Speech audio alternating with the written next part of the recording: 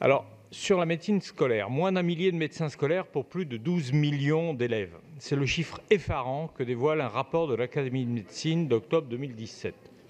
Un ratio qui ne permet plus aux médecins scolaires de réaliser l'ensemble des bilans de santé légaux, permettant pourtant de détecter des problèmes de santé ou bien des troubles d'apprentissage.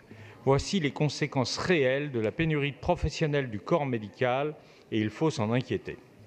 La crise que connaît la médecine scolaire touche l'ensemble du territoire. La capitale n'est pas exonérée et notamment cela se fait particulièrement ressentir dans le 12e arrondissement.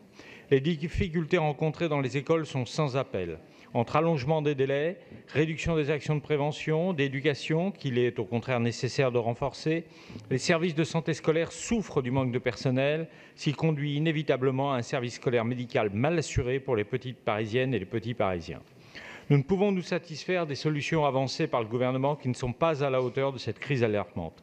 En effet, plutôt que de réellement pallier les problèmes de recrutement qui touchent la médecine scolaire, les ministres de la Santé et de l'Éducation se contentent de proposer d'associer les médecins de ville aux visites médicales scolaires.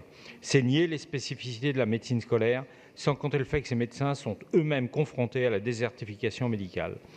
Dans un contexte de besoin croissant d'expertise médicale pour les situations complexes, de la nécessité de renforcer la prévention pour toutes et tous, il est urgent de pallier la rareté des compétences médicales dans nos écoles.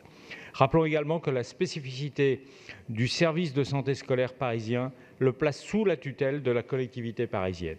Il est nécessaire d'utiliser nos moyens d'intervention pour réguler ce domaine en crise et permettre le meilleur accompagnement possible pour les élèves à besoins spécifiques.